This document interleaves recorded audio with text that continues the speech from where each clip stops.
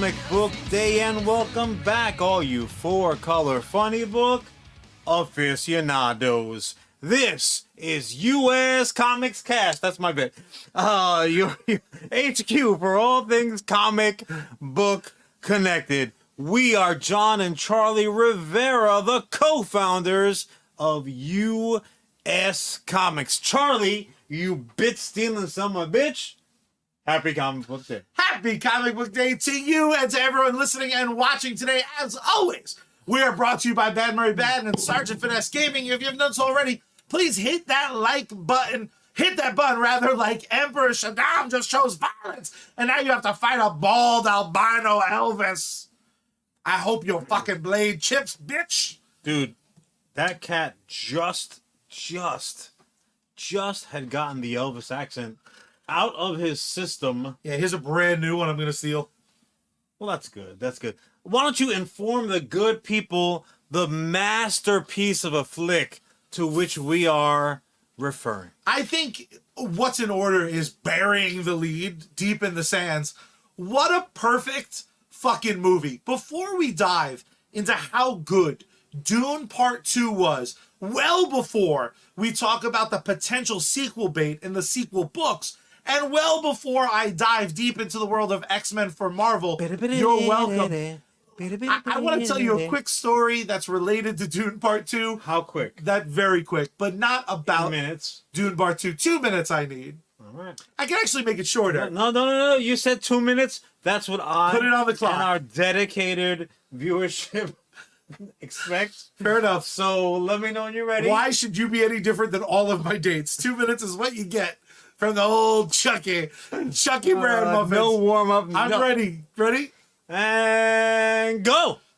So, my friend started dating this lovely girl about 3 or 4 months ago. All right. They went in to Dune Part 2, a couple. Okay. Oh, yeah. They left Dune Part 2, 2 single motherfuckers, because she had So if there's anybody out there looking for love on either side of the equation, She you're walked in out. luck. She walked out of Dune at my new favorite movie theater, Regal Ronkonkoma, to which I am all sorts of members of now. yeah, Regal and Konkoma did me right. They fucking really hooked you up with some caramel popcorn. Oh man, that caramel popcorn was.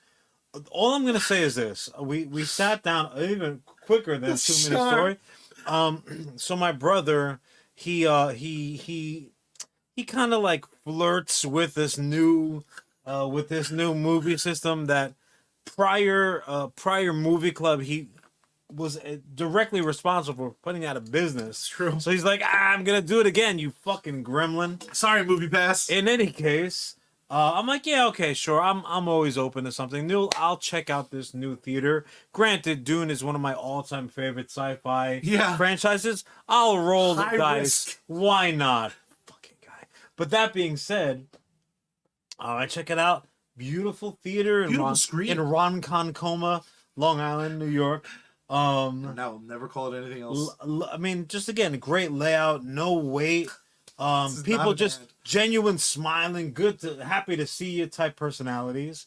And I'm looking at their Viddle selection, and I cast my wandering eye. Basically, Charlie, I could not have been more excited about a popcorn flavoring if it had been Melange itself.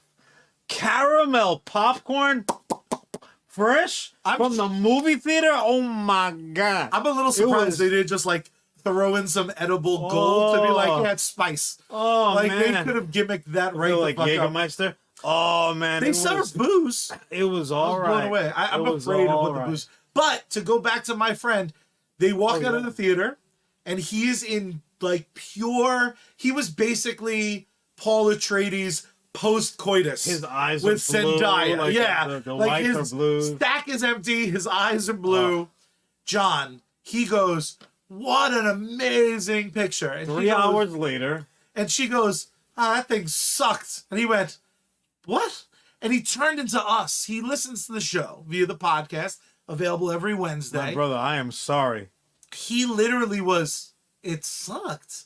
What do you mean it sucked? And she's like, who gives a shit about any of that? And he was like, me!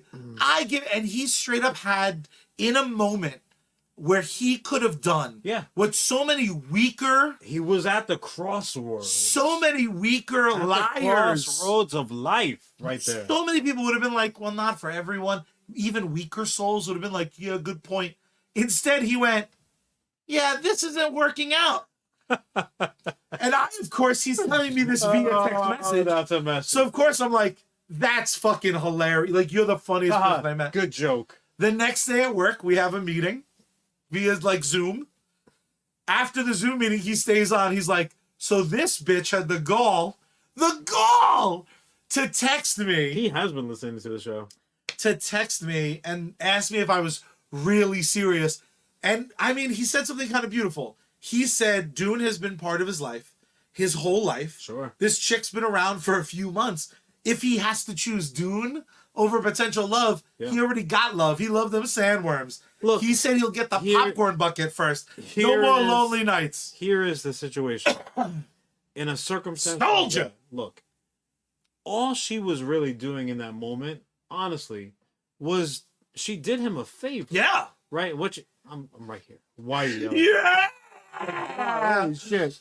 What she did was she filled out that like the Facebook questionnaire that pops up, the Marie Claire fucking quiz. Which Dune character are you? Yeah, you're Paul's mom. Uh-oh. She effectively told him, this is what the next 5 years for you is gonna look like if you choose. Basically, she said, do you want to look in the Ark or nah, just hang back? And basically, I think he had the opportunity to see the future a little bit. I'm impressed. It's like he was just sucking down the spice. Now his newfound abilities let him see into the future. And my guy, you chose right. And I think you chose strong. I think what I'm going to start with is this 10 minutes in. 10 minutes in. I think I'm going to start with this is my review of Dune and whether or not you should see it. Do you like things that are gorgeous for 3 hours? Enjoy Dune. You could have they could have turned off the audio. Yeah. And I would have been enthralled by what this magic trick, where once again, like some of my favorite 4-color funny books, every frame of this movie you can turn into a poster.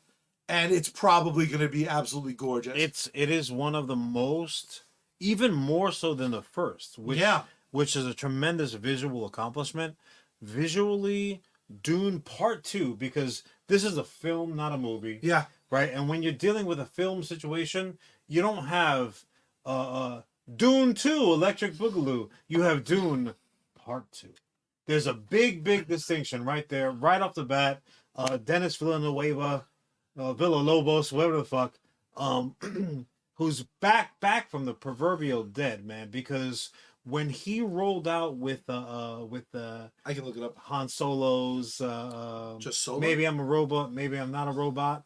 You know the movie I'm talking about, obviously. Sequel like 30 years later down the road, nobody saw it. Maybe I'm a with robot, with Ken Doll was in it. Yes. Blade Runner 2444. So Blade Runner also is a gorgeous movie. Fantastically, thank you, Ellis. You are, was it, as always, the man. I don't think it was called Blade Runner 2019. It was Blade Runner that came out in 2019. I think it was like 2044. Close enough. Fair enough, and way better than me. But that being said, yeah, you were like looking on your phone. Ellis just coming in from the past. I think Facebook has been a little weird dropping these comments. Ellis can only last 3 minutes with gorgeous things as well. So him and that popcorn bucket are having a good time. Don't forget, Ellis, I'm really happy for you guys, and I think only the best for you in your future. But yeah, what I was saying was, what a fucking comeback! Like, what a comeback! Because the truth of the matter is that in Hollywood, at the end of the day, it's not even what have you done for me lately. It's what have you done for me last. Yeah. What's the last thing that I gave you money for that you showed up with? And my guy came back with this, like, oh man, what an accomplishment. I do wonder how good his pitch must have been for them to trust him with this many stars, this much money, but whoever came ridiculous to that decision. It was me. Yeah, nice. He did a pitch on this show. It's not uncommon for a movie to like look beautiful. Yeah. But it is uncommon for a film to, again, every single frame, every bit of celluloid used. Let me ask you this. Did not use that word right. Nah. Let me ask you this. So we're in agreement that the movie looks beautiful, phenomenal. Like you could just pick it up and and chew it down. It's gonna be delicious. Do you agree that it looked even better than the first? Which I don't even fucking understand because I'm pretty sure they filmed it back to back. But yeah, it did look. Again, I think the first film looks great. I really do. The first film is one of the most beautiful movies I've ever seen. Yeah. The second movie, Dune Part 2, is even more so. It like kind of makes the first movie like ugly. So here's the thing, and I don't want to bury my personal lead for review and stuff. Obviously, clearly, Charlie and I loved are it. Both huge fans. An absolute success. Dune Part 2, amazing. And I say that as being a big fan of the book source material. I'm a huge fan of the entire franchise, even the bad ones, and there are bad Dune, Revenge of the Dune books. You're not far off. You're not far off. The moment that you end up handing over the writing duties to like nepotism steps in and stuff, it can get a little dicey. Of course. At best, or at worst rather.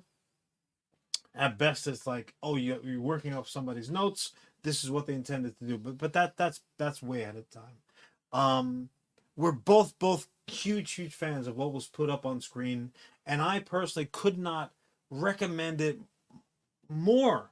Like, if you haven't seen it yet, stop what you're doing right now, including watching or listening to this podcast.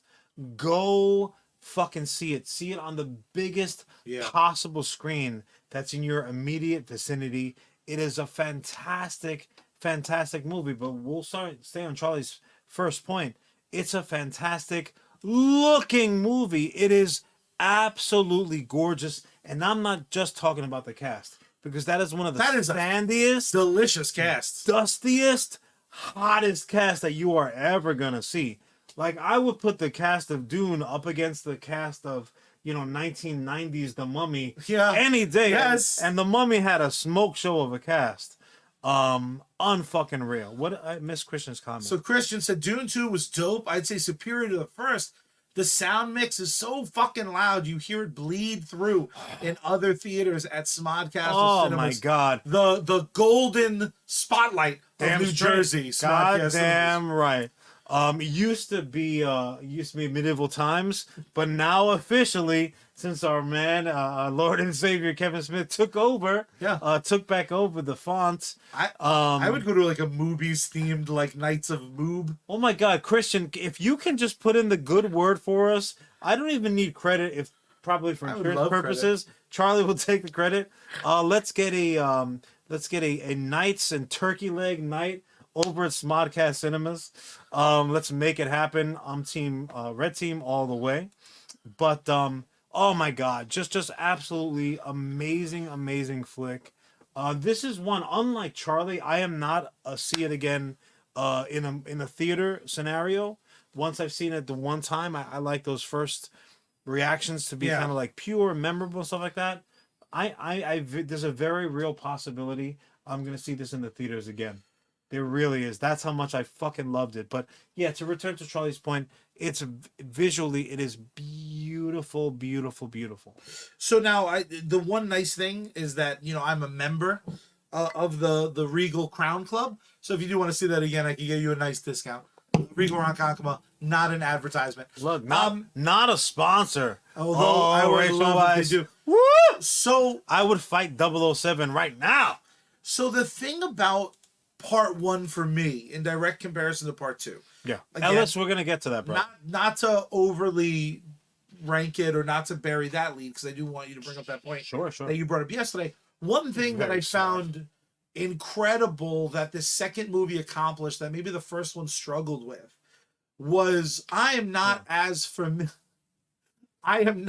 familiar with Dune. There's some stuff I remember, Dune was one of the very You early actually- audiobooks. You pulled a little nugget out of it, like I 5 couldn't minutes remember before what it was called. it popped up. Yeah, it's got that weird, Yeah. you know, So for ISIS me, sounding name. Dune was one of those books that I think a million years ago you were. This is. I'm definitely barely driving to give a time frame.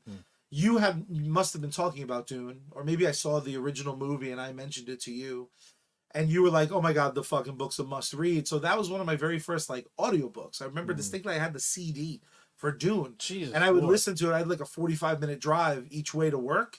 So it just like you wind up going to that book pretty quick. At the ladies' fashion store. Exactly right. Exactly right. Max Zara, fucking thank you for the discount. Charlie is just a fashionista. So the interesting thing was, and I think Ellis might have hit the head on the nail on the head rather.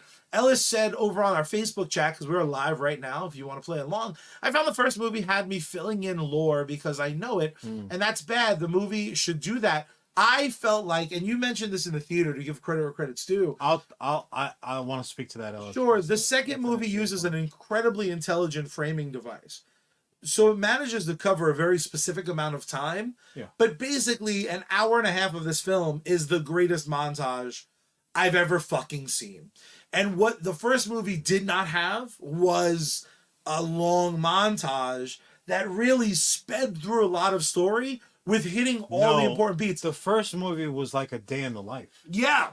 You know what I'm saying? Yeah. Like, and by day in the life, I mean like a week in the life of, But what of that mystic space guy, I don't Paul. I don't know yet. I love that. I love that this movie is like, let's call him Paul as little as You know possible. what? Let's give him 14 names because Paul is just not popular. I think the first movie, which I also enjoyed, but I really enjoyed the first movie because it was visually so stunning and because I thought the performances were great. There were things about that first movie, unlike Ellis, I wasn't able to fill in lore. So there's a lot of shit that I was like, sounds good. Now that being said, and I'm going to Please pick up that thread because Christian alluded to it also. I think maybe the one before Ellis's comment. So yes, like both of you gentlemen, I was very, very familiar with the lore, probably even more so because unlike something, well, I'll put it this way, you can often tell about a creator, whatever their medium is, by hearing what their contemporaries have to say about them, right? Yeah.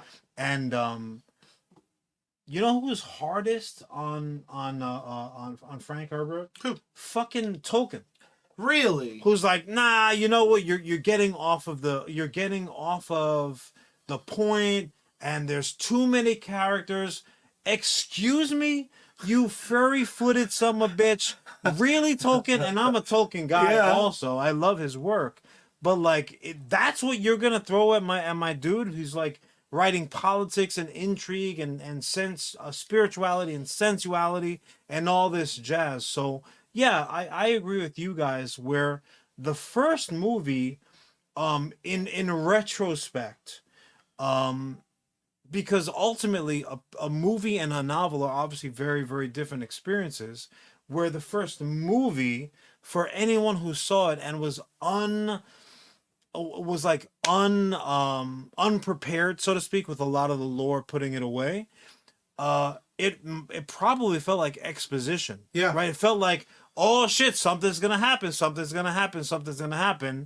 And then they were like, credits, something's gonna happen. I'll see you in a couple of years. So I don't think that that's a bad thing, right? It would have been a bad thing if the fucking studio went tits up and they never made this sequel or something, or financially it was a disaster, something along those lines. When the movie is called Dune Part 1, I think you go into that situation knowing, hey, this is not the complete thing, right? Star Wars left us with a huge fucking, but wait, there's more. Nobody complained about it. People went back to the theaters to see it again and again and again.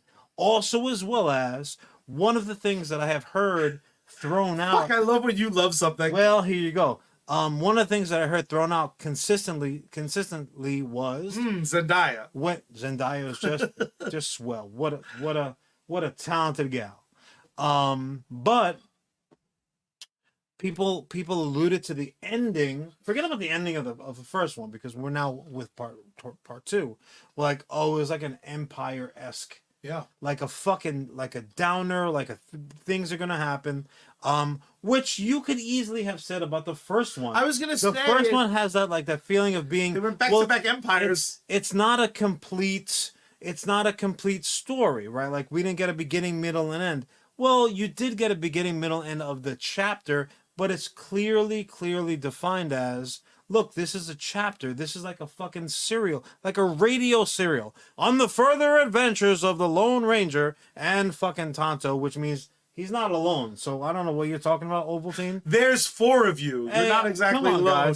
Guys. But yeah, I think that we all know going into this is a continuing adventures of the Atreides clan. So yeah, exactly, Christian. I mean, we have more stories coming. Christian jumps in. We also have a TV series coming, and Ellis dropped him earlier that it's not the same. That Empire Strikes Back had a cliffhanger, but the story did resolve itself. Dune Part 1 had no resolution at all. Yeah, you know what, Ellis.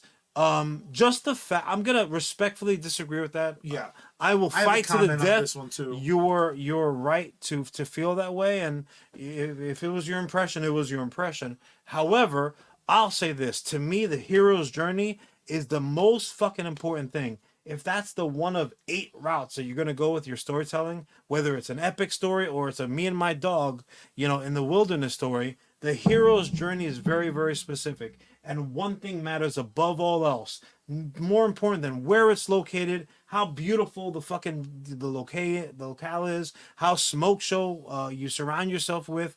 More important than any of that jazz, the fight choreography, the music, more important than anything else is your hero different at the end of that chapter than he was at the beginning. And no one can argue that fucking Paul was not a very different guy at the end of Dune Part 1. So to that end, I'll say, no, it did fucking very much have a resolution if that's the focus of that first chapter, but also as well as the exposition that we got, considering that it was trimmed down from the novel's source, which it has to be, of course, because it's so massive. We would have ended up with 10 hours worth of 2 movies. So you had to kind of trim it down. There are characters missing, but they did that shit in Game of Thrones too. Strong Bellwise is missing from Game of Thrones, and he's one of my absolute favorite cats. So is a good ending. Again, you're looking at the series and you're kind of coming in from a hateful place. I'm going to keep this up. Fair enough. Let the spice course through you, my man. Let me share a little. But that's how I want to speak to that. Yeah. Part 1 was Part 1. They did it how they did it. I don't agree that it was a fucking, was a wet fart. But again, to refocus, Part 2 is a straight fucking banger. So now what specifically something that Part 1 does is when you name a movie Part 1, you can get away with a less finalized story. So I think it's unfair to say that a final story. To say that Star Wars, Empire, and Jedi, that's not Part 1, 2, and 3. Those are 3 films in a series. It's Part 4, 5, and 6. Touche. But I home run Chipperson. Damn you. Oh.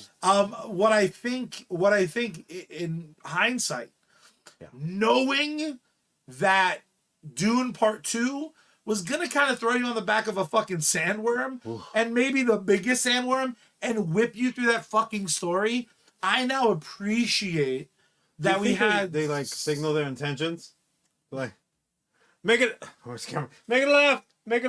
the sandworm. Like, once they're on it? Yeah. 100%. I think that's what they were doing with those little pulleys. Because at one point you had sandworm traffic. You saw, like, the noses. I did not like that. Bro. I didn't like that they showed some sandworm nose. Like, get some chippers. Like, can you mention the sand up in that bitch?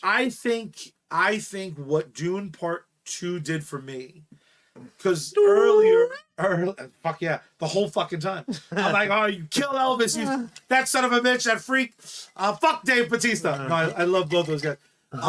Christian had mentioned that originally he skipped Dune Part 1 because during the pandemic, it didn't feel like Dune Part 1 was going to be an experience that left you happy and joyful.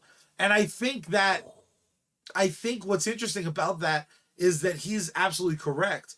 However, I don't know if you feel this way because a lot of people are talking about Dune Part 2 having an Empire vibe to the ending. Yeah. Or just in general terms, even I've heard. We almost had Empire vibes, but like we're rooting for the Empire to a certain degree. I left when they do the ending reveal of like there's gonna be more shit going on in the future. Yeah. I kind of was rock hard because we left Paul from that first movie where he was like, I don't know how much I even want to be Prince. To now he's like, I am going to fuck up the world. He was only talking to his sister. He wasn't doing anything else with his one good hand left. I mean, there is so much to the setup and the execution of certain scenes. They have the entrance for an epic battle. Yeah. And then there's a fight that's literally just like Oh. I almost got out of my chair. So If I wasn't so comfortable in my recliner at Regal Ronkonkoma. In the love seat, don't ever let this kid pick your seats for you ever. I just want to speak to that because this is another one that, well, Ellis, double spoiler, Paul's son, if that happens, it don't end too well for him. So we don't really have to worry too much about it. It may not end too well, but it's going to begin pretty well. I hope that. Well, I don't know, man. Let's see how if there's makeup sex on the sandy planet. Florence Pugh needs a Oscar nomination for best headgear in consecutive scenes. She was rocking better headgear. Scott Steiner style, baby. Holy shit, it was unfucking real. Every time she popped up on screen, I'm like, yep. She at one point has... Well done. Well done. In the trailer, she at one point has one of those masks. It's just basically like razor blades. And I'm like, I'd still go for it. She got the dingling. And that was... And that... She had a dingling? I don't know. I'm trying to show her my dingling. Listen, whatever. She dated Scrubs. She can date Charlie. I support, always. But no, just to go back to one of your earlier points was... I'm a fucking mark. I grew up on kung fu movie Sundays. Like I am just a sucker for a mediocre movie that's got a dynamite fight scene or several to be elevated, right? 300 is probably the best cinematic example of that. Yeah. Like the movie is fine, and there are certain things that are problematic in 2024. Oh man, but those fight scenes raise that shit up to a whole nother level. I've dedicated hours of my life for TV series because in a TV series, fight scenes were dope. Guys, it's a dancing, it's choreography by any other name. Yeah. It's unbelievable. So I have very Charlie-esque of me always running in my head like my top 10 fight scenes, be they cinematic or TV or whatever the case might be. But perennially in my top, you're now gonna have this fucking fight scene between Elvis and Paul Atreides. So good. It was so good, and I'm just gonna throw out. I'm not going on to the list because that's a whole nother episode. But another entry into that list is the fight between Hector and Achilles in Troy. Oh, so good. That scene alone gives that movie 4 stars. That fight scene is so fire. Elvis V. Walker. The Troy fight scene between Hector and Achilles is so fucking good. For so many different reasons. I won't bore you all with them now. What I will say is this: Eric Bana and Brad Pitt crushing it. And I think they gave each other like $50 every time they really hit each other because they were truly swinging for to beat the band. But that all being said, this fight scene in Dune 2 is now firmly entrenched in that list. Literally for the opposite reason. For every one of the great things that I like about the Troy fight. they go another, they do the entirely the different direction, and it fucking works. One of the best things about the Troy fight is the goddamn music. Like I could just hear it in my head, and it's like it's just unbelievable. It raises it up to another level. The fucking the Dune fight, no music. Go back and rewatch it. Probably today. Real. There is shit. There is not a note played during that fucking fight, and I'm sitting there thinking, are they not gonna play music right now? Have they basically drawn me in, and they're holding me in a tight circle outside of fucking your physics fucking class in high school? I didn't take physics in high school. I don't know if anybody did, but you get my meaning. That's what type of fight it was. It was as if you were just piled around the other 11th graders in a hallway, and just every once in a while looking around for the vice president principal. That's real problematic. It was so good. It was so good. The super duper close-ups, you didn't have none of that. You had these cats hearing their breath. Basically, you were like watching a pay-per-view, and only one camera was operable. It was so good. You know what I was so good. Love about that? Oh, Joker's in the house. What's up, Joker? Do you know what I double love about that, though? Because there's no music in the background. Oh, man. College students for the next 30 years are going to be adding scores and adding music. And considering, well, no, as an experiment, it's fucking wonderful. Because what it does is it justifies me rewatching that fight scene 100 ways. Because Hans Zimmer, a surprise to no one when we saw his name in the credits. Yeah, it popped up. The fucking scoring for this movie is brilliant. That's beautiful. So the fact that he saw that scene and he brought, in my head, he went, no, that's perfect. You know what I mean? Like, there's something to be said. Like Ellis, someone's going to add Duel of Fates. Ellis, I will watch it. I'll watch it for you, bro. Speaking of what Christian said, and then I'm going to give my final thoughts and allow you to give yours. Yeah. Christian saying he was bummed that Tim Blake Nelson was cut. He seemed like someone who could swim in that universe very well. Not on Arrakis. Nice. Because it's no water. You know what? You know what I love about the world now, especially if this is a financial success, but even if it's not, I'm a sucker for physical media. Imagine the deluxe collector's edition of this that's going to have all those scenes, because now this movie is a couple bucks away from justifying not only including those cut scenes, but score them, show them with the temp score, not necessarily put them back in, but I want to see they will, if they are anything even close to what they've been thus far with Dune Part 1 and Part 2. I mean, you are just like, it's never getting released. I call shenanigans. Charlie, that's what they say always. You are the poster child for director's cuts and for extended editions and for, sweeping up the fucking cutting room floor. Yeah. They're like, but Charlie's gonna want to see this shit. So if likely if anyone's gonna get it, you're gonna get it. And from what I understand, absolutely, this is on pace to be just a rip-roaring, as good, as big of a success as a Fremen attack on the fucking suits. Because, I mean, honestly, who are those guys if not the suits? Yeah. The intergalactic suits, as it were. Not checking the South, pieces of shit. Yeah, well, my final thought. Release the Snyder cut of Dune.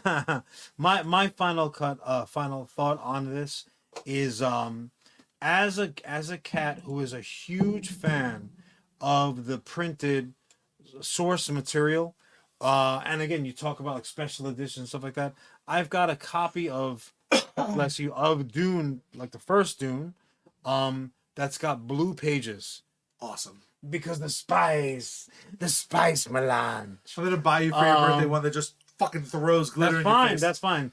Like, oh, you got me the Skeet edition. That is amazing. That's so rare. Just a popcorn bucket. So yeah, it's very difficult, neon impossible, when you know the source material very, very well, to utterly divorce yourself of that knowledge going into it. A la, I'm just gonna throw out there, a la Ready Player One, who, to a large degree, people who do not know the source material at all will say Yeah, it was okay. It was pretty good. Yeah. Even. Not great. Very rare, like, oh my god, that's one of my favorite movies. You'll almost never hear some shit like that. And for Spielberg, that's obviously a rarity. Yeah. But if they know the source material like myself, I am a fucking like I just can't. It's like walking into a test with a cheat sheet, blatantly just waving around. Here it is. I'm gonna be taking notes. I'm gonna be using this stuff. They made changes from the source material, which is usually for a fucking pretentious POS like me, an automatic demerit. Nope.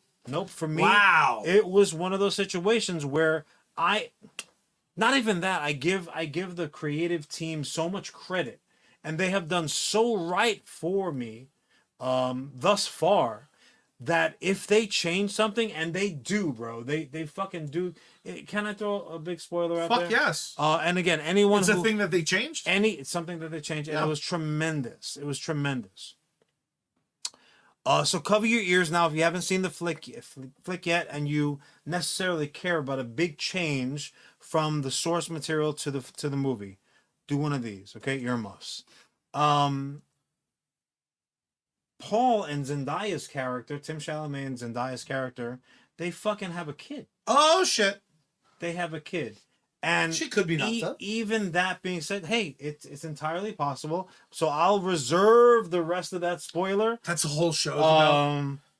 However, her reaction, so the character that she was, the entirety of the 5 minutes that we saw in the first movie and the entirety of this movie on its own, she was all Paul. She was hashtag Paul. Fucking from pretty much from jump. Even when she's like, I don't like you, you're stupid. Like, she was touching on the arm. She was like texting. She was writing on her the fucking inside of her notebooks and stuff like that. Passing him notes. Like, yeah, she's about the Atreides kid. She's about it. To the point where at the end, again, spoiler, he offers his hand to someone else. That's as far as I'll go. That's what she said. No, it wasn't.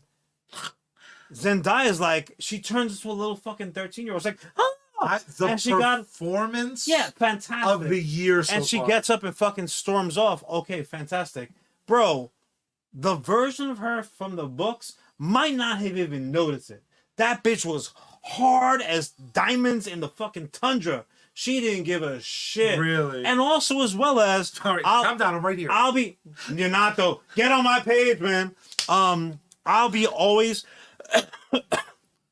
always be there for you. I'll be right there for you. Unless I say one tiny thing that kind of bothers your game plan for the next 5 or 10 minutes or so, in which case I'm going to storm off like a little bitch. So, that being said, earlier John would have been like, harumph, shake my fist angrily and a harumph.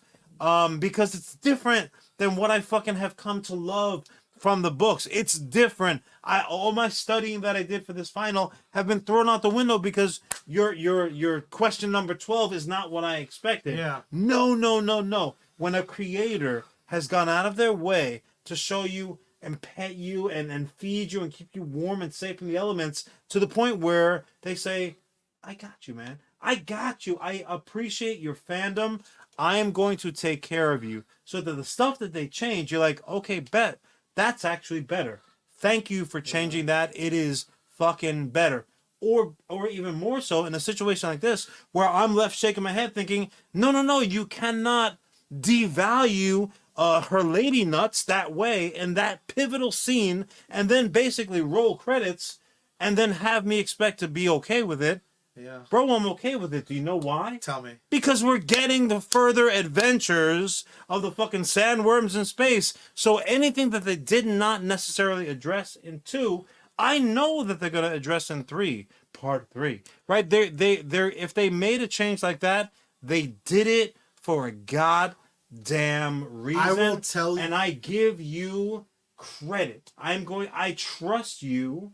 I give you my heart. Yeah. Don't break it again. Yeah. That's like the highest compliment that I can give a creator. There is so many cats in this that frankly are going to be contenders for performance of the year. One movie having 12, 13 performances. The fact of the matter is very, very simple. Thus far, this is the go to the movies event of the year thus far. We all know in a couple weeks, the 22nd, can't miss it. I am going to be deep into the world of Ghostbusters again. So you suckers have until the 22nd. Honestly, try to schedule 2 viewings because it is such a masterwork. I'm going back. I cannot imagine what I didn't masterpiece miss while being so. Because again, to just speak to that last framing, not to belabor a point, if you are watching that film and when the kind of last shot of Zendaya's character moved me to such a core, if you don't hate to see her go, but I'd love to watch her leave. If you don't feel all the feels in that last scene of hers, then this fact is simple. You are just like that chinless toy selling Father Marker, George Lucas, because you're a liar. Why is he a liar? Because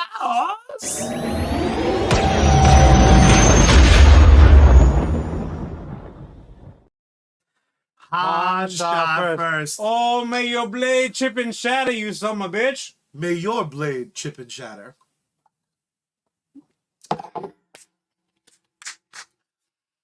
Oh, it shattered. Oh, yeah, it shattered. Oh, I didn't give us the vanilla. I gave us the Reaper one. I think I taste the bones. You know what? The bones, the bones are good as long as you never waste your water. John, I am ignorant like you fucking read about. We told them that we were going to keep the Dune. I agree, Christian. I agree with that, by the way. The Dune train rolling. Lots of sequels. Lots of potential. The TV series. Dare I say maybe even... Keep getting so close. Dare I say even more than you realize, Charlie? Because let me ask you this question. How many Dune sequels do you think that there are? My understanding is there's 3 books. Okay. And I clearly am wrong. Yeah. Because you have a real fucking tell it like it is attitude right now. 9? 30. 6. What's your joke? No, sincerely. I thought it was 3. I thought it was Dune. 3. I thought it was that Dune. Is laughably incorrect. Children of Dune. And like back to Dune. Ellis. Dynamite. Sorry, so 3 is wrong and it's laughably wrong. Take another guess. 6. Higher. 12. Higher. 22. 22! Exactly. Shut up! No. Right on the dot after 4 attempts. Yeah, no, there's a ton of fucking... There's a lot of Dune. 22? And you know what, Christian? At what point do they just become terrible? Well, here... Oh, no. Oh, God forbid. And you know what? Like, when you ask that question, at what point do they become terrible? You're like, right away. That is about halfway through Dune. Oh, no. No, I'm kidding. No. I mean, that... Pets of Dune. That is really up for debate. So the short answer to that is when Frank Herbert passed, the rights kind of went to his son, and I think his writing, not his writing partner, but like a partner in some capacity. So what they said was, we're gonna go Joker's right, honestly. They had to be good to become shit. What ended up happening was they decided to kind of pick it up and say, let's keep on making money, which I totally understand. I fully anticipate Charlie to eat my corpse. USComics, the breakfast cereal. Holy shit. I'm rebooting that bitch the moment you die. Fucking guy.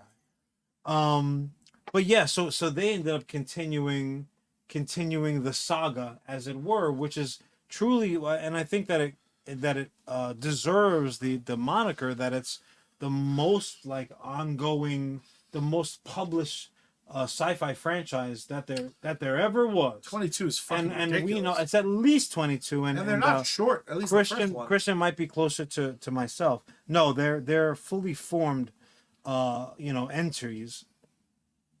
I mean, so many characters. But that all says, places Charlie, there's so much history, because this is again us in the future, almost kind of like the way Star Trek did it, but even more so. And it's like feudal and like, oh, but we don't want thinking machines, but also as well as we can fucking fly because space falls in on itself and there's a lot of spirituality. So we're gonna fight with fucking swords. We're also gonna have magic witches coming here and tell us what we think. It is just yes. You want a indeed. flamethrower? Yes. The fucking Dune, the flame. All right, that's gone. I was gonna. All right, I thought maybe we showed. Christian saying Dune, the flamethrower from the makers of Spaceballs flamethrower. Goddamn right. But I sent myself a little list. Kids now, love this one. What's interesting is that, like Star Wars, like Godfather to a much lesser degree, but also like really like any of these fucking ongoing long-term sci-fi things. Even again, Star Trek, the Star Wars. well, the Hobbit and the fucking all that stuff. You have the option. You can read or watch these things as they're released, or Marvel is probably the most common modern version of it. You can watch them as their release order, or you can watch them in timeline order. Yeah. Because a newbie might find something like that more easily digestible. I would argue against it though, because I do firmly feel that for the books at least, that as they progressed, while a lot of times they got more and more heavily involved, that the quality somewhat dropped. So I would argue the right way to watch it, and I would say the same thing about Marvel, quite frankly. Yeah. Watch it in the order that they were released and just make mental notes. Well, my favorite example while you pull up your list, my favorite example, no offense, Ellis, earmuffs for 20 seconds, is Star Wars. If you watch Star Wars chronologically from episode 1, no shit, Vader is Luke and Leia's dad. If you show a kid Star Wars, no A New Hope needed. That movie's fucking called Star Wars. Stop it. When you do the Vader reveal, I remember as a little kid being like, what? The robot man has a child. And then when they were like, remember when Luke made out with his sister? I'm like, get the fuck out of here. Like, they're like, this is what happens. This is why you don't make out with family members. Yeah. You turn into Darth Vader. Exactly right. So the fact that they were like, this naked robot's gonna become gold, like, that is the least satisfying. Oh God, I hope so. Oh man, she She's even a looked good as platinum a robot. She fought it. It steamed up the back. It was awesome. So I think Star Wars is the best example of give it to me how you crafted it, not what you decided later on. Because even if the quality does get better, what a treat. If it gets fucking worse, be like, well, at least you get to stop at some point. I would respectfully quasi disagree with you with that, because sometimes, even more so than the creative, the consumer knows best, because they only know it from the perspective of like ingesting it. What do you say? Joker stream over on Twitch. I was drawn to her. Yeah, Luke, because you're her brother, you dipshit. Yeah, man, it happens. I don't appreciate you throwing profanity on my man Joker's commentary. Oh, I apologize. I owe a huge apology to George Lucas and to Ellis. Apparently, according to Ellis over on Facebook, the correct way to watch Star Wars is 4, 5, first half of 6, up to when Luke 1, 2, 3, the rest of 6. This way, the prequels work as a flashback being told by Obi-Wan. Then you watch the first new Disney movie. Then you watch all of Mandalorian and part of. Go fuck yourself. That's not an exact quote, but yeah, I definitely hear where you're coming from. But no, where my disagreement, which is very smart, so pay attention. My all-time favorite thing that was produced by Stephen King is the Dark Tower series. Yeah. Right? Those books are literally numbered.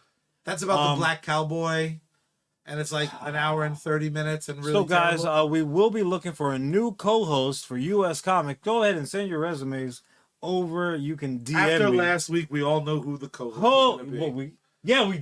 We do. But that being said, Stephen King released a book well after the fact, even after they had passed that point in the timeline, called Winds Through the Keyhole.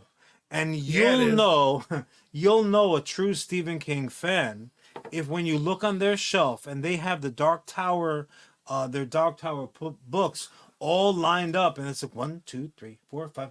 Oh, but then just out of nowhere, seemingly like a misshelving, gonna get you fired from the library if you're a page. They have wins through the keyhole, firmly fucking between other numbered entries.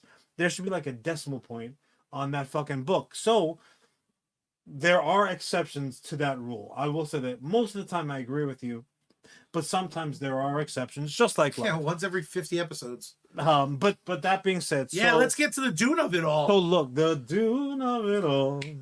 So again, we're in agreement here. Dune 2, absolutely, absolutely outstanding. Oh man, Ellis. Ellis says Stephen King is the off-brand Dean Koontz. Ellis, sometimes you make it so hard to love you, but look at that Punim there. I can't turn you away. Look, there's plenty of Dune still on the table. They had to make 2 banger movies out of just the first Dune book, which came out in 1965, but that was very quickly followed by no less than Dune Messiah is the next flick. Good name. Children of Dune, which was adapted also, but not so great. The God Emperor of Dune, Heretics of Dune, Chapter House Dune, House Atreides, House Harkonnen, House Carino, and I fuck this one up all the time, the Butlerian Jihad. Yeah. Fuck yeah, Butlerians. I think we know what that was about. What else? The Machine Crusade, the Battle of Corin, Hunters of Dune, Sandwords of Doom, Paul of Dune, The Winds of Dune, Sisterhood of Dune. I was about to compliment them from getting away of the Dune of it all. But we're right back, huh? Yeah, we're right back in there. The Mentats of Dune. Fuck off. Not to be confused by the Mentats. The Mentats. The Navigators of Dune. Oh. The Duke of Caladan. Hey. The Lady of Caladan. Hey. Not to be confused with the Heir of Caladan. And that takes us all the way to 2022. Now, again, that was the order. Just called Dune, the next one. That was the release order, but there is like a fucking galactic jump. So Chapter House Dune came out in 1985. Oh, Heretics of Dune came out in 84. I don't remember Dunes of When Hazard. does Dunes of Hazard? Ah, Ellis, you back, baby. They're just auto word jumping over clip. The Dunes of Oz. Christian's coming up with. You know, we Nice. got a new game here, US Comics. Smoking in the Dunes. Dune, where's my car? Respect. That's dynamite. But yeah, so there's a very clear delineation between when Frankie Boy hung him up, Dune Busters. But look, you know what? It's one of those things. Like, that's another one of those commonalities that Charlie and I have. When I love something, fuck it, give it all to me. Yeah. And the same thing goes with the adaptation. So obviously, it's a cult classic at this point. You know, the original version, which frankly would not have happened would they have not totally fucking shitted on the original planned attempt, which they made they made like a documentary about the Dune adaptation that didn't happen, and it was fucking sick. The design came from Escher. Oh wow! What's his face that did all of the designs for like Alien, and like they had a very, very specific look to it. It was crazy high budget. They spent all this fucking money. It was delayed. It was development hell. And they spent like more money than an entire flick would have cost before they ever fucking rolled an inch of film. Back then, it's a dynamite documentary. I highly recommend checking it out. The cast was out of this world. But you know, that whatever 84 adaptation also has one of those casts where you're like, what the fuck? You know, like, you know, the fucking computer from Quantum Leap is in it. Fucking Commander Pike is in it.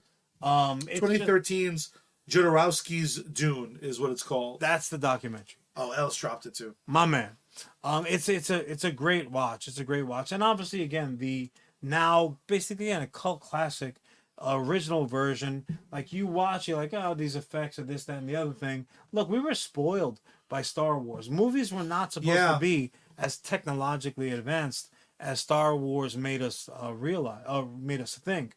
But It just wasn't, right? So what it did was it tried to tell a very, very convoluted, complicated story, and they tried to do so by kind of being hamstrung, but they still did it. There was a TV series, there was a mini series rather. I mean, look, they've Children of Dune is probably the most infamous, well-known one. But this is storytelling that has legs.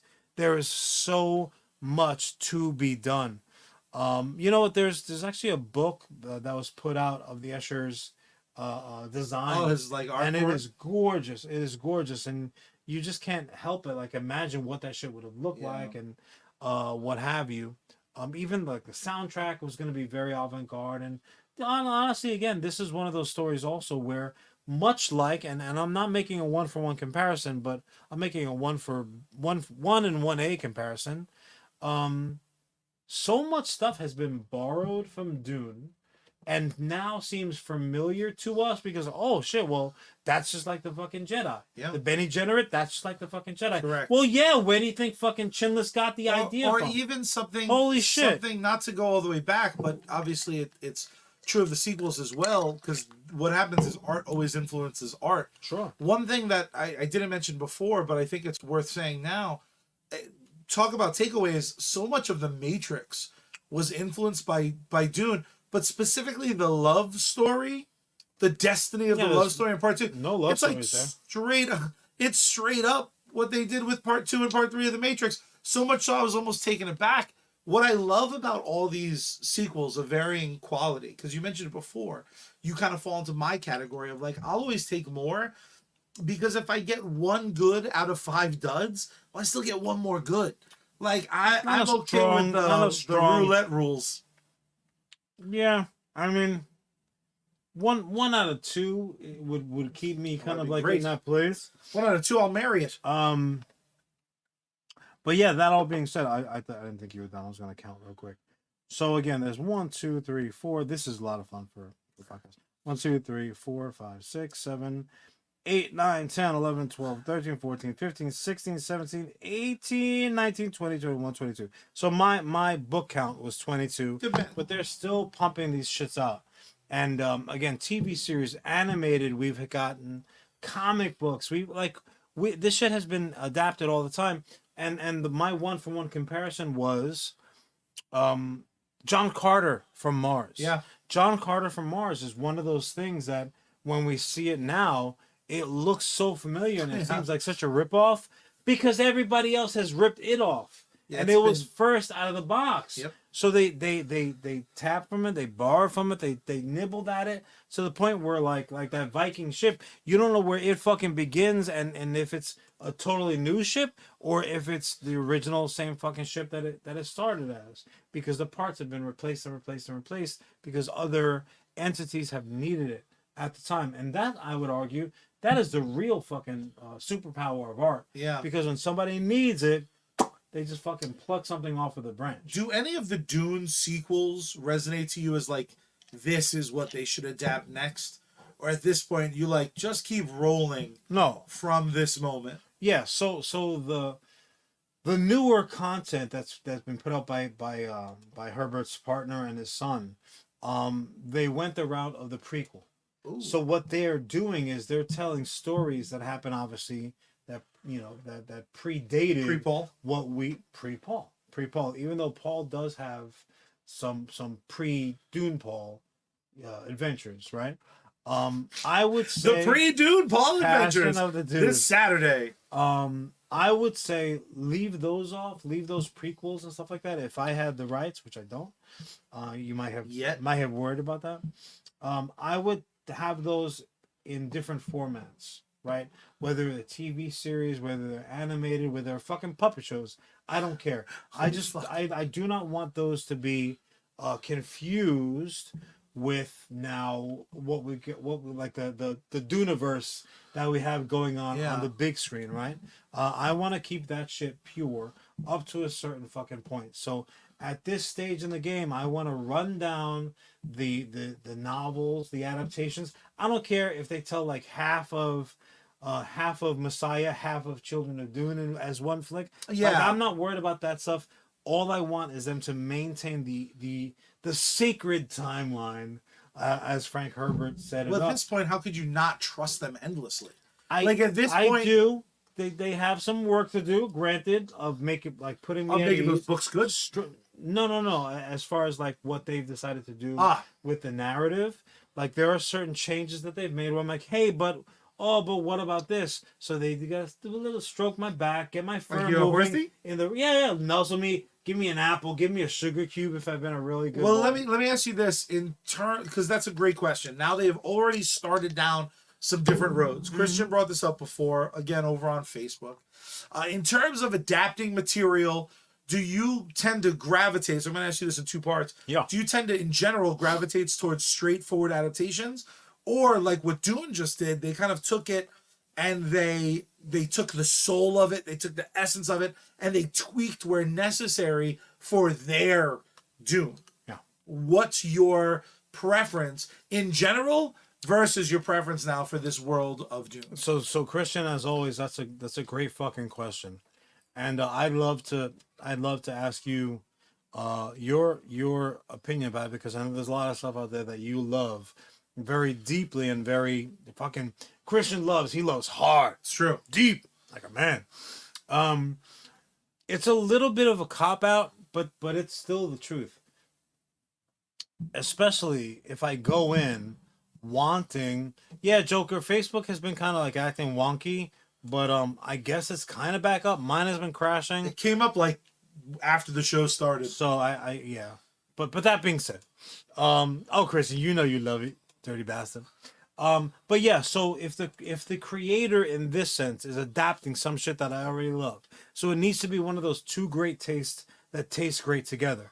So like when I heard originally day one, oh shit, they're remaking Dune, my first question was not, oh, who's playing Paul? Oh, what are the Benny Gesserit gonna look like? What's the set gonna fucking be? Who's scoring it?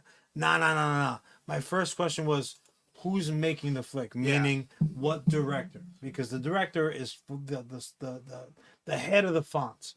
And when I found out that it was Dennis, my close personal You're friend, good, buddy. I was like, all right, bet. Let's go. This guy's got my. Let's fucking go. He's got my authority to do what he needs to do. Now that being said, that should only go so far.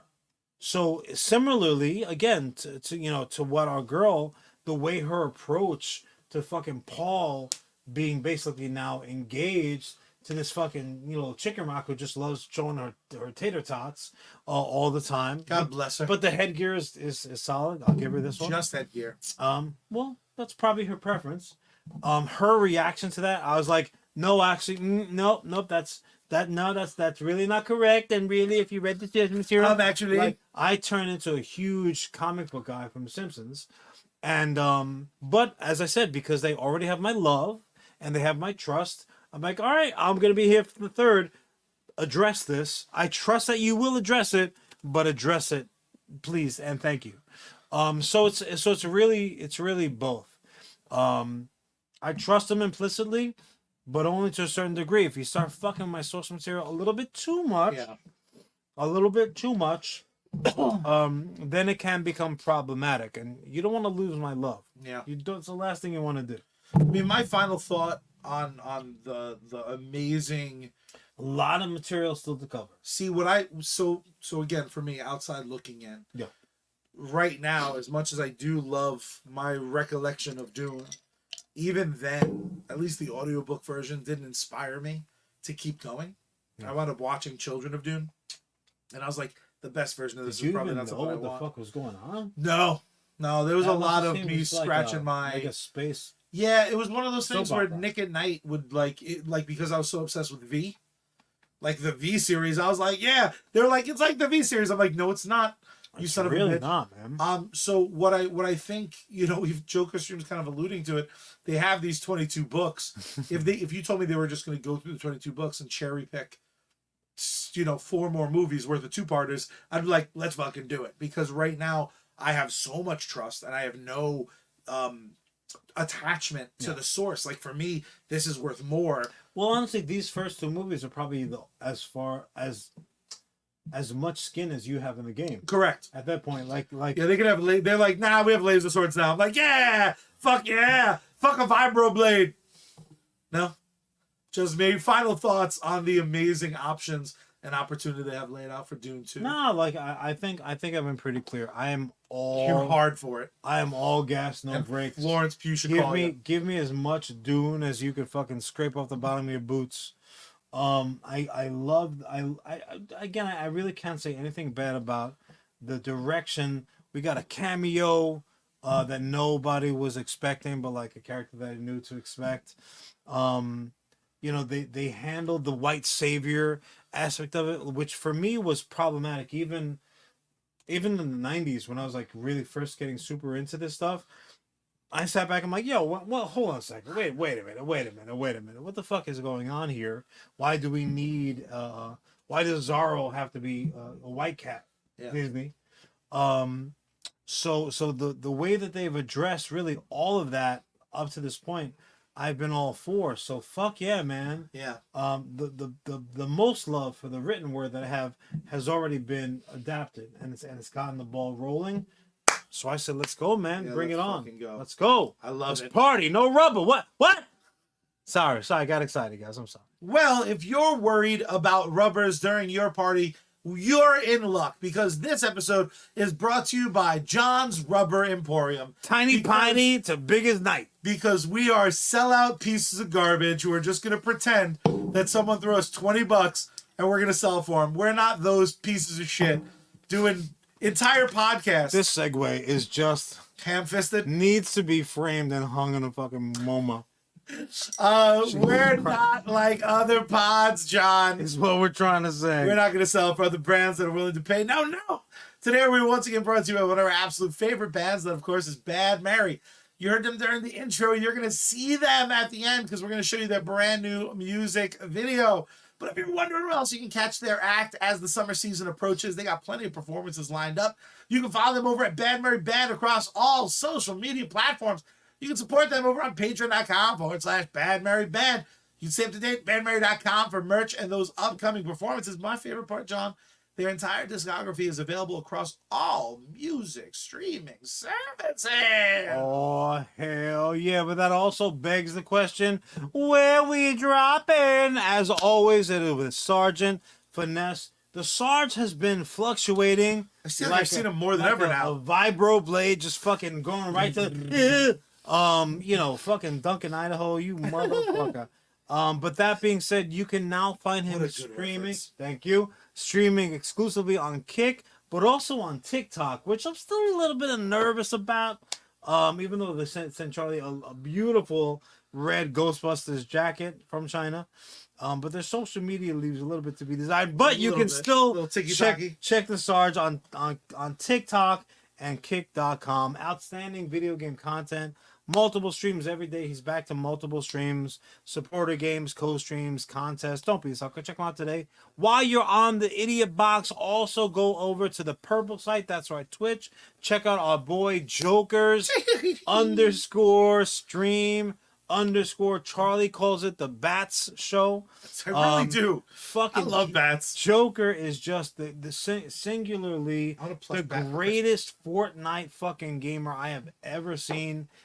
His skills are crazy. He'll shoot you before you even know he's there. Also, as well as his building skills.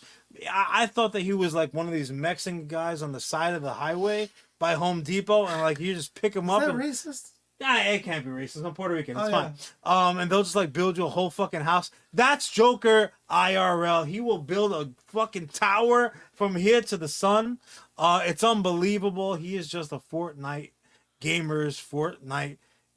He's the man. He's hilarious. He talks all kinds of shit, but like positive shit, which is a real superpower. That is. And again, Bats is there just to keep my man humbled. Check out Joker stream. Don't fucking miss him. John, can you do me a favor? Yes. Hit that button for me.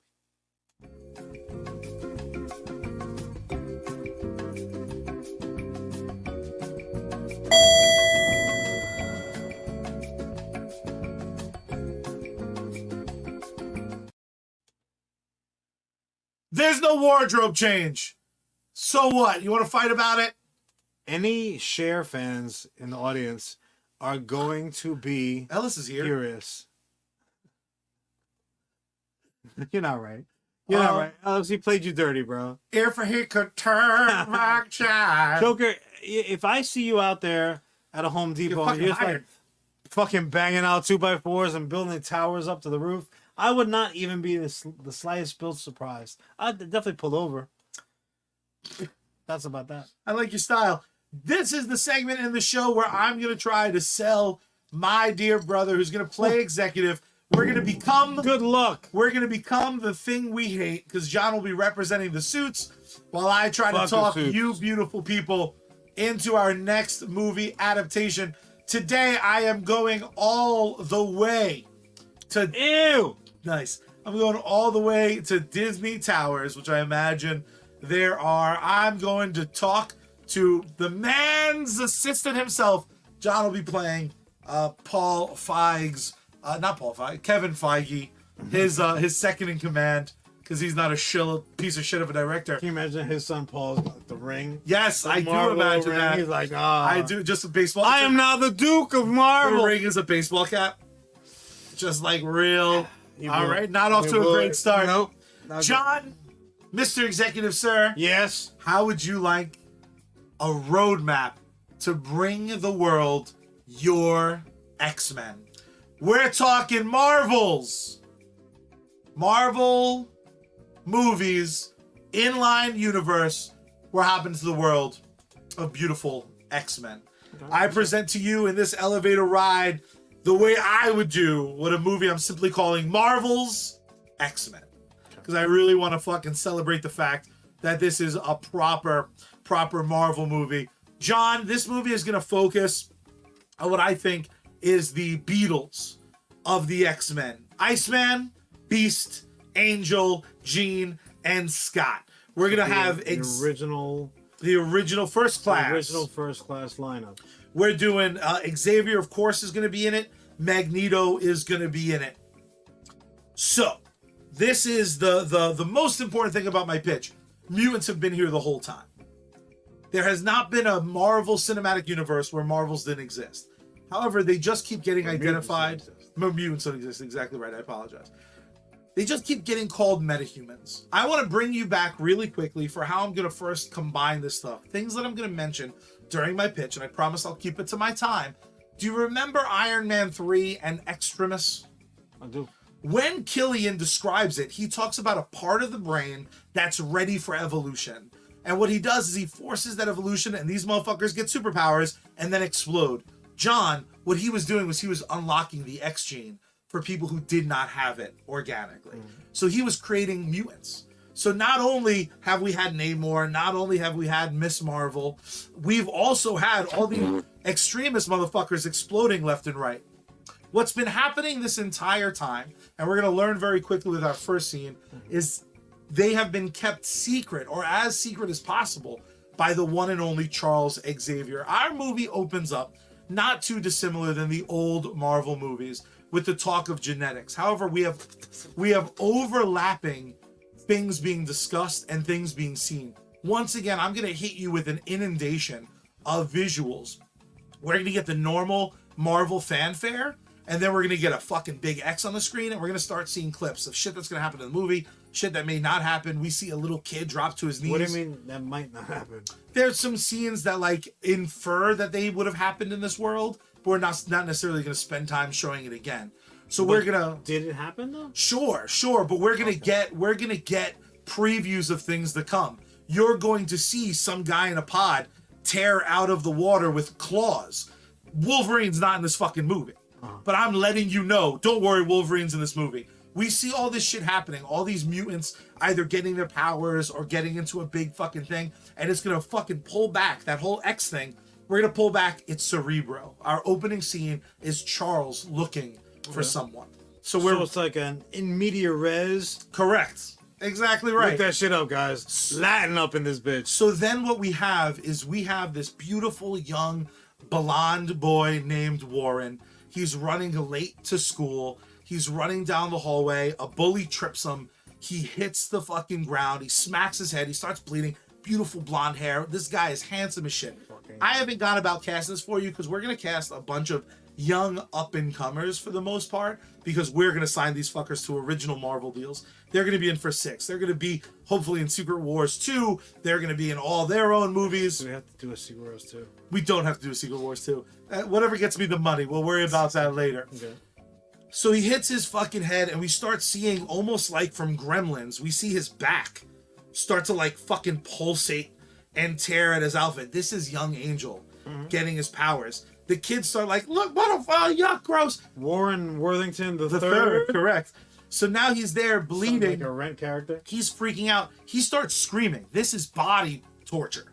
This is some Escher shit. Like, this is going to be gross. And all the kids like, oh, what the fuck? They all fucking freeze.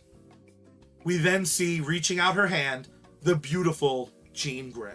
They go to school together? And she, no. She's in full 90210? She is in full X-Men gear. Oh, shit. So we get a full costume, the blue. Check book out real quick. I want you to think of the old yellow and black costumes. Oh, I'm thinking about it. But they're going to be like a not quite a royal, not quite a navy. It's a darker blue, but it is a blue and yellow full costume. She has a mask.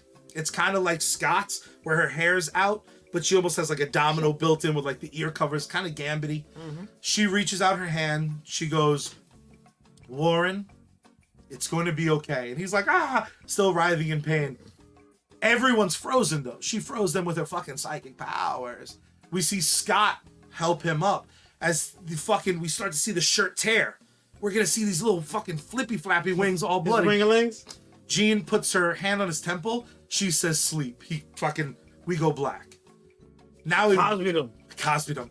We wake up on the X-Jet where we see Iceman. Full fucking Iceman, bro. Full costume. We see Beast. Omega. Blue, furry, and awesome. That's what I was going to ask you. If this is as early in the timeline as we alluded to be, then I want big-footed skin beast. Well, that beast we're going to see, but we're already at the point where he's blue and fuzzy. Oh, sure. This beast is a little bit older than Jean, Iceman, and Scott, or Cyclops. Pretty much he's about Xavier's age. He's more of a peer to an Xavier than he is like a proper X-Man. Don't worry, we'll get to it. I think you'll like it. Okay. So we get back to the X Mansion, but we almost do the Black Panther reveal where they're flying and it just looks like the woods, right? It just looks like endless forest. Sure. Beast says we're approaching. Jean puts her hand on her temple because audiences are stupid. We need to allude to when she's using your power. Something's happening. And basically the school is completely hidden. And the jet lands and it's on the fucking basketball court and the whole nine. We see the mansion. Why New York? Is that where they place it? Sure. Wherever you want, Mr. Producer. Nerds, no, I'm saying in the comics. Oh, I'm not sure. Someone tell me here. Ellis is just trying to fucking dunk on me. X Mansion. Rye, New York, or they just like call it upstate? Yeah, someone look that up for me. John, my boy John over on Facebook. Hey, what's awesome. Up, man? Wanda and Pietro are also in my opening credit scene because they're also absolutely mutants. So when they used the Mind Stone on them, what it did was it unlocked their X gene. So we're going to allude to that, and that's what happened. What about the fuckers? I forget the group that did it, but like the torture... The torture bringing out of the mutant fucking gene in Deadpool. What about that whole group? So anybody else make it? If Deadpool gets folded into the Marvel universe, yes. If not, I'm gonna recreate a similar scene where you'll see similar shit, but I won't necessarily be tied to those characters because I want some wiggle room. Fair enough. We are now going to use Warren Warrington III as our point of view character, almost like what Rogue did in the first one. So we're going to have shit explained. When he was taken out, they kind of surgically helped him get his wings out. So this motherfucker wakes up. He is in the X Mansion sleeping, and we have a nice tight shot of him. He's bandaged up and whatnot. When we pull back, this motherfucker has angel wings. So he like a little bit freaks out, and he hears Charles's mind. Sleeping on his face. Basically. So, just like Cosby. So they do the whole thing where Charles calms him down, but says, come to my office. But this shit's in his head. He thinks it's a fucking over a loudspeaker. And we're going to do a full reveal of the school. We got some mutants that are ugly as fuck. We have some mutants that are pretty like the comics. The school is in operation. So it's not just the Yeah, original... they're the X-Men. There's also a school aspect. Okay. So what the X-Men actually are, Xavier explains what the school is. The school takes these people and gives them a safe place to learn about themselves and their powers. Being at the school doesn't make you an X-Men. What the X-Men specifically are, what his X-Men are, what he refers to them as, is basically they're like a covert ops group that rescues these kids at the time of their powers kind of getting out. Cerebro lets him kind of get there around that time. He gets a little bit It's like when the future. Jurassic Park dinosaurs are hatching. Exactly right. So what the X-Men do, BB-1. the reason they have their suits, the reason that they have this kind of architectural wonder underneath the mansion is because how else are you going to show a speedster how to be a speedster? Doesn't mean they're going to be a fucking superhero. It means they need to not burn through their shoes. They need to take on the extra calories. Coping skills. So he's explaining to Angel, like, we're not trying to have you be a child soldier. We just want to show you the option and explain this to you. So he explains there's not millions of mutants, John. There's a couple thousand mutants, natural born mutants. He explains that Extremis was this kind of fake mutant maker, and that's how dangerous are. That's what the stakes are. That's why I think you should come to the school. We'll discuss it with your parents once you decide. And he kind of makes a worried face when his parents are mentioned for reasons we're going to get to. Question though. So how is this different than First Class or even like the first opening minutes of X-Men, other than just the lineup? I think I'm gonna get there because what we're leading to is a much bigger world. Because since this is a world that already has so many superheroes, I need a reason for our X-Men to be feared. So they're not started out feared. We're gonna put the fear in the world in this movie, and hopefully take the fear a little bit out during this movie. Because what I want at the end of this film is the X-Men loud and proud, so they can stand shoulder to shoulder with the Avengers. So we should get to all the fun. I don't want this underground shit for 3 movies. I want one movie that almost gets them exposed and either celebrated or hated. And it's 2024? It's modern. It's 2025, which is where the MCU currently is in 2025. So the Avengers happened, the snap happened. They talk about the snap. We see the fucking Danger Room. We see fucking Beast, Scott, and Jean working out in the Danger Room. We see Bobby sitting in the Danger Room, like eating Cheetos, like fucking Icy, being a real fucking Omega mutants, bro. That's how they are. So what we're doing with this is I'm trying to get you who these characters are for all their future appearances.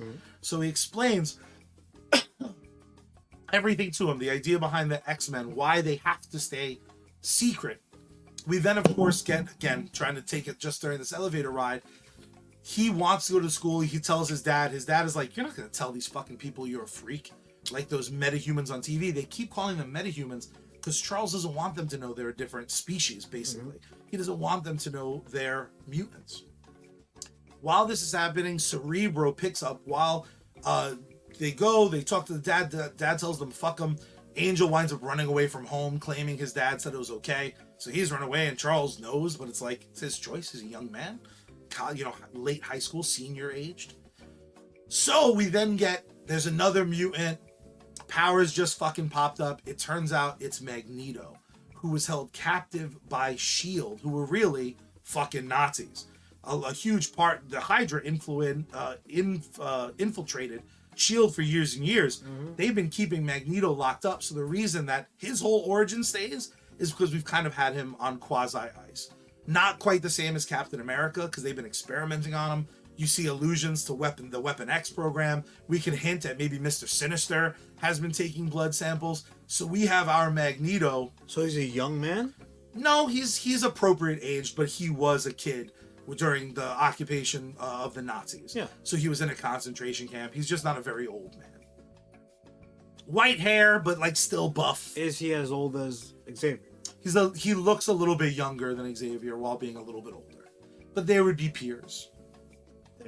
Yeah, they would be. They're going to play a lot of chess. We're going to get that dynamic. And he was being held captive by S.H.I.E.L.D. By what used to be S.H.I.E.L.D., which is now just the remnants of Hydra. Okay. Because there's no S.H.I.E.L.D. currently in the cinematic universe. Right.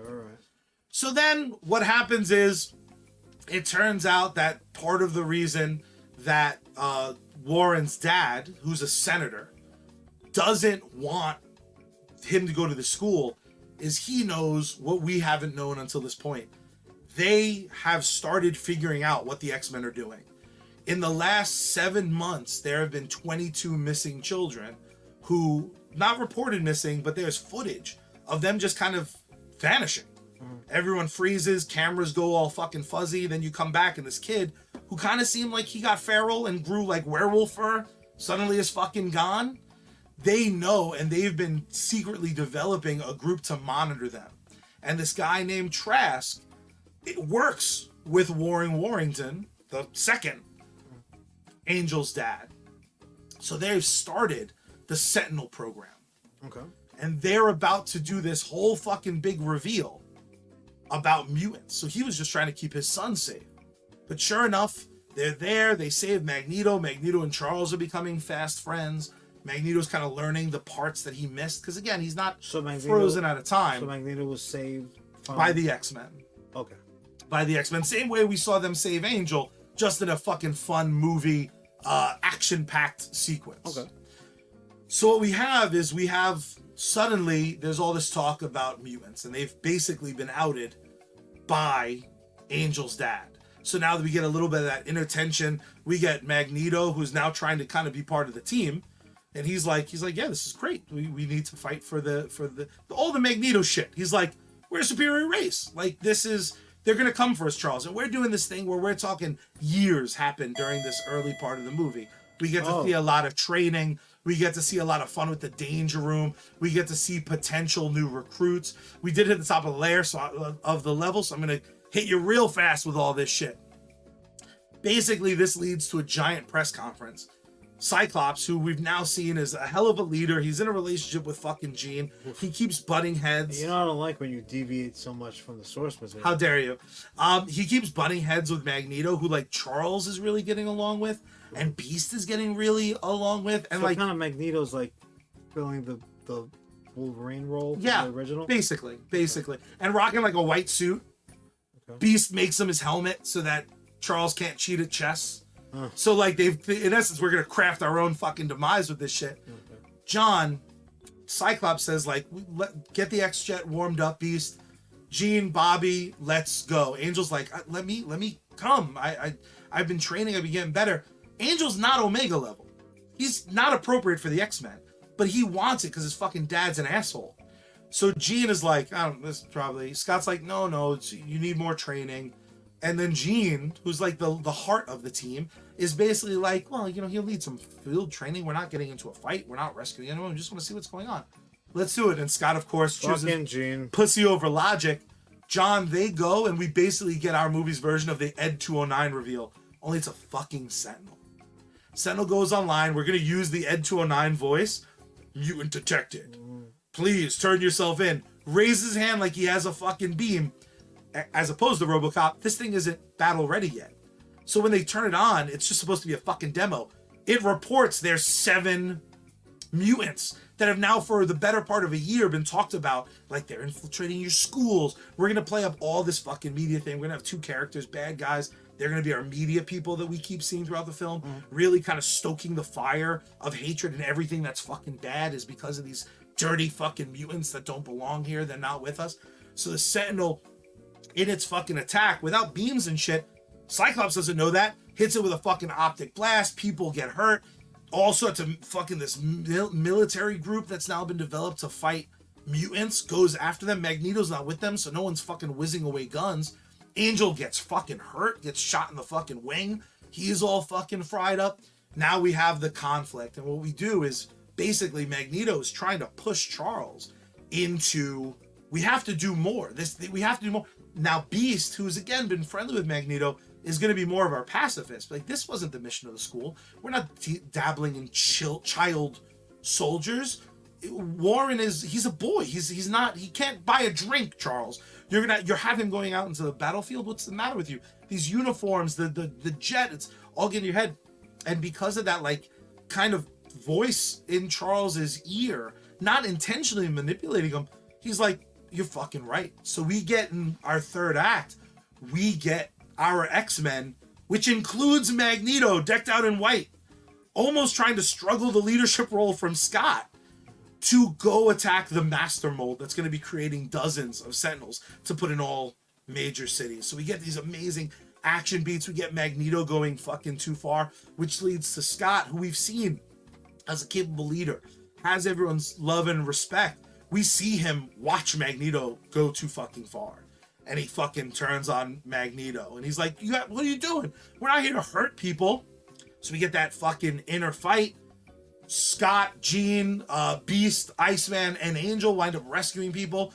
We have Magneto making a declaration because everyone's like, you fucking seeing him and scared, and all the cameras are there, and he does that thing where all the cameras fucking turn to him and all the boom mics turn to him. He gives his fucking speech, but like, we're bet all the mutants in hiding. They're the mutants hidden in tunnels and streets, alluding to the Morlocks, who definitely exist and they just don't go to the school.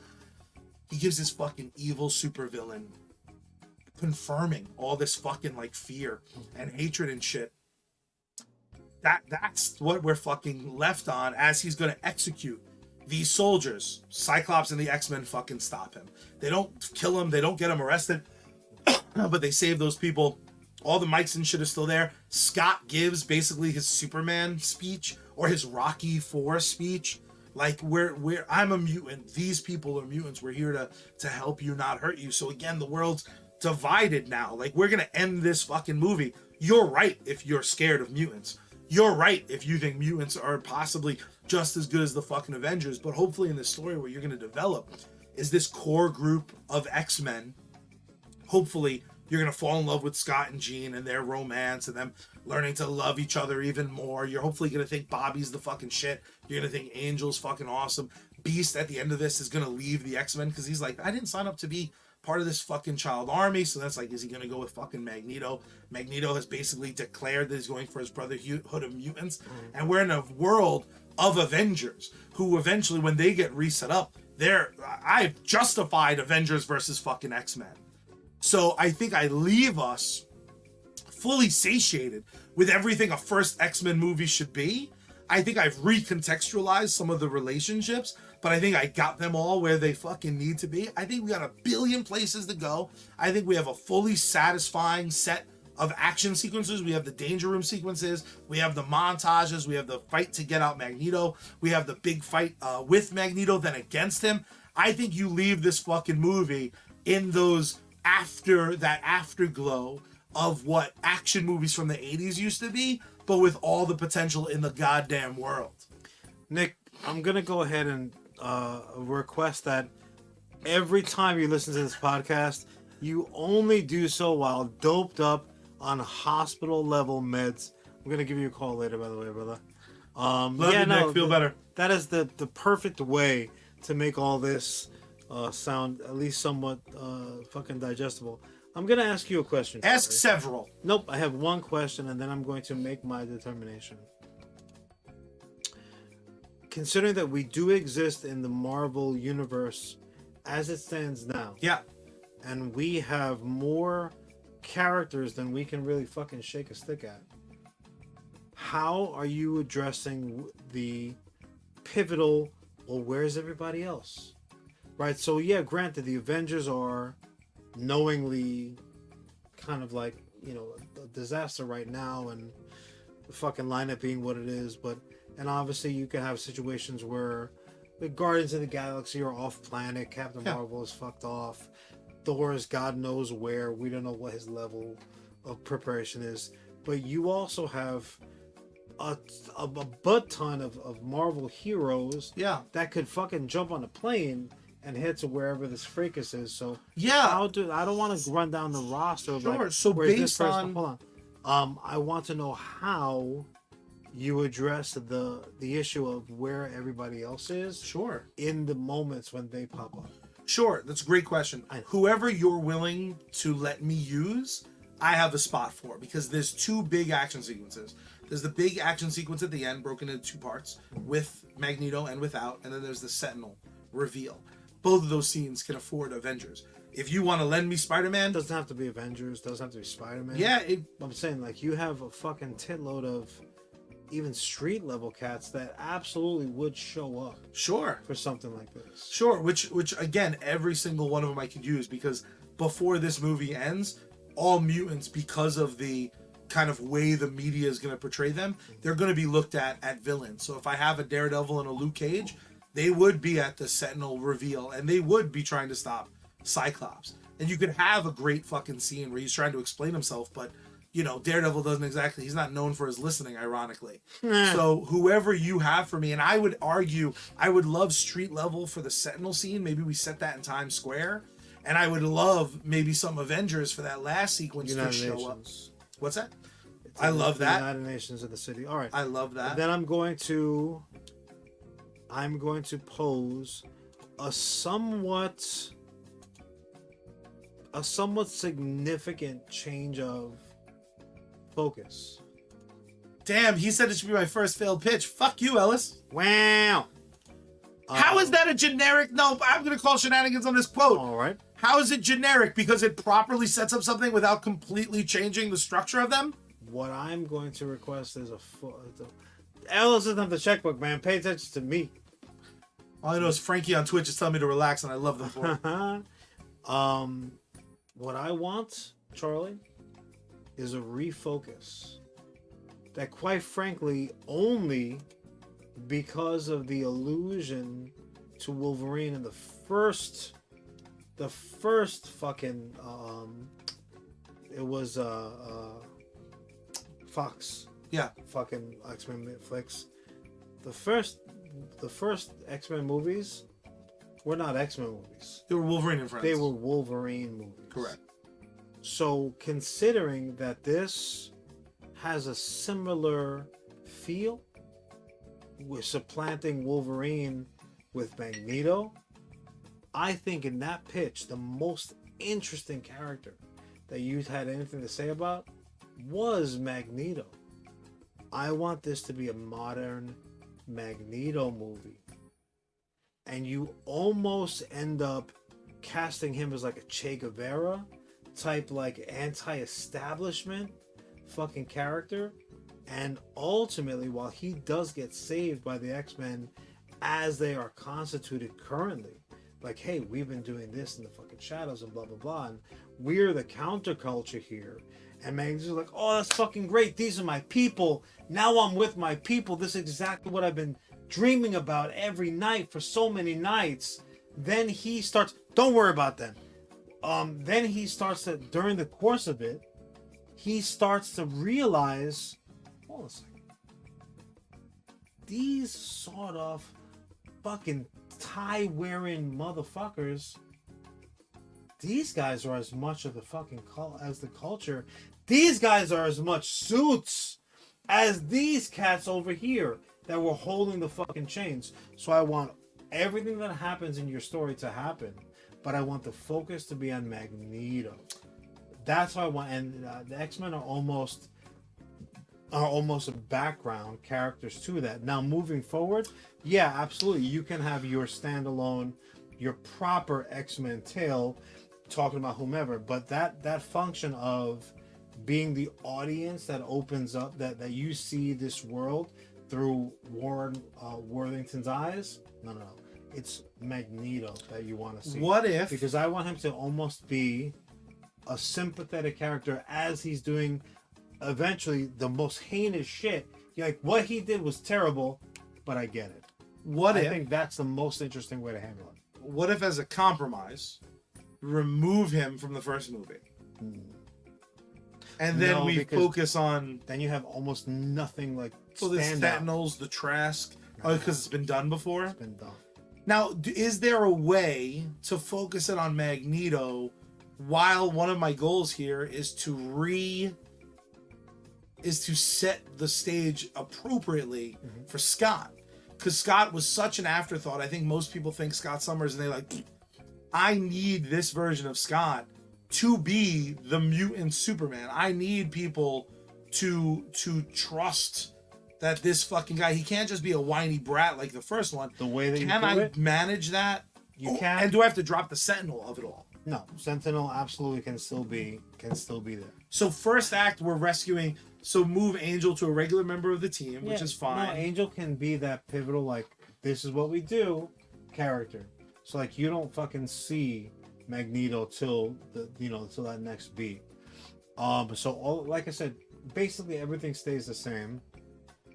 But that being said, the way that you do that is by making Scott be the one fucking guy that looks at Magneto like, I don't know about this guy. Like he is charming. Oh, I kind of love that. Including Jean loves him. The fucking Danger Room loves him.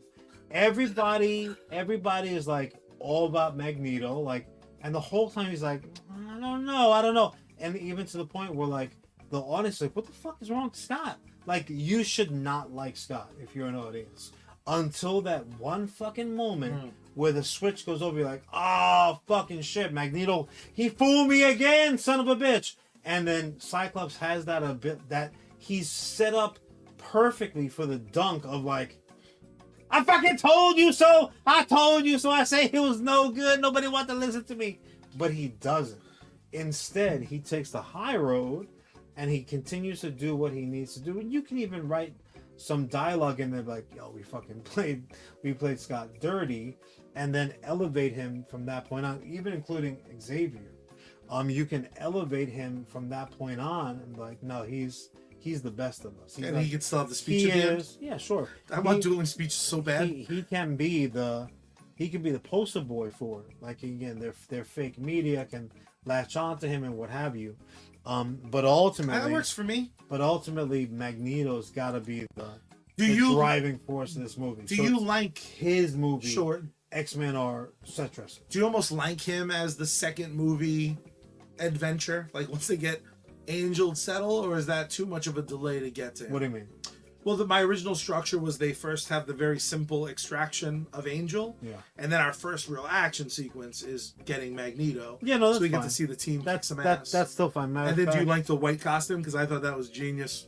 His like good guy look as opposed to the purple. That's fine. It's fine. And then I have one more thing I wanted to add then, because Magneto is going to fight a giant robot spider at the end. Fuck you, Ellis. Son of a bitch. I feel like the giant robot spider would not be a real challenge. I also had this idea of a way to kind of visualize Scott. Is I thought it would be cool if, because they always fuck with chess in the original X-Men movies, I thought it'd be cool if Charles had 3 games ongoing on his desk. One for Magneto, one for Beast, one for Scott. Sure. And the way we kind of lead into our final battle is Scott gets the checkmate. I thought that would be over Charles. Over Charles? Yeah. Who's playing 3 games. Would that be relevant? I think it just speaks to like the tactician of Cyclops. So I also want to have some of that. I don't want him to be as fucking bland as the original movies made him. I'd rather it be his frustration, because nobody will fucking listen to him about this guy.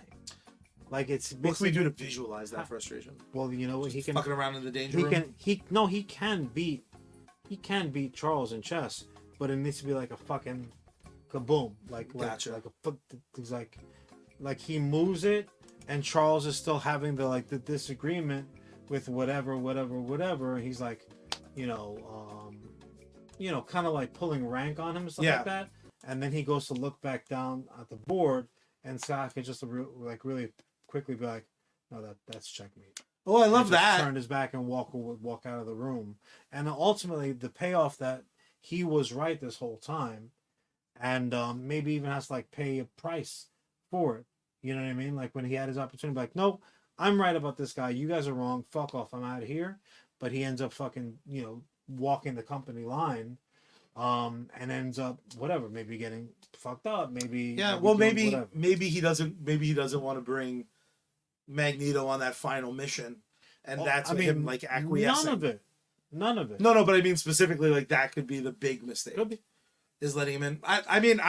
John, I just want my movie made after all this fucking shit down my throat. You need to, again, just change the focus. It needs to be more Magneto centric, but again, it's also him seeing and the audience being introduced to the X-Men properly. It's just through his eyes. Now, do you think I need the Frozen aspect? I just bump into the fact he'd be 80-something. And mutants don't necessarily age slower because we have actors. Biden is about to run for president again. He's 80-something. So. Do you want Biden to play Magneto? He could. He definitely could. But yeah, I'm willing to sell out, bro. If you're willing to give him a check. Bend but don't break. You got it, my friend. You got it. Fuck you, Ellis. I sold another one. There is only one way. Ellis, you need to come up with your pitch, man. That's the only way to do it. That's right. I'm going to poo-poo it the whole fucking time. There is only one way, my beautiful, bubbling baby brother, who's actually older than me, check the birth certificates. There's only one way that we end each and every episode of US Comics Cast. John, do you mind showing the beautiful people how we do it? Yeah, I could do that. But also we wanted to throw out the fact that what we're going to be listening to today might sound familiar, but it's because of the 10th anniversary re-recorded version. We got a new album from Bad Mary dropping. Oh, baby. Betterer Days, which is going to be their tour this year. Fuck yes. So this is just some Bad Mary goodness. So yeah, fuck yeah, I will show you how we do this thing. It's very simple. It's just a few steps. First, you turn the power on. Then you're going to turn the volume up. Then you're going to tune Bad Mary and open up the window wide and scream out into the night sky. Cyberspace, go! We out.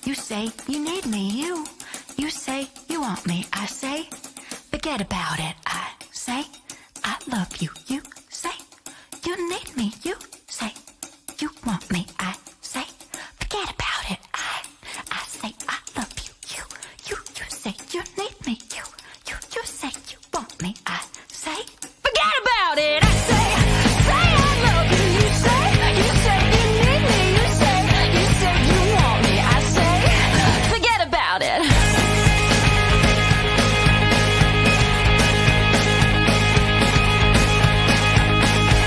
That was good. I say I love you, you say you need me, you say you want me, I say forget about it.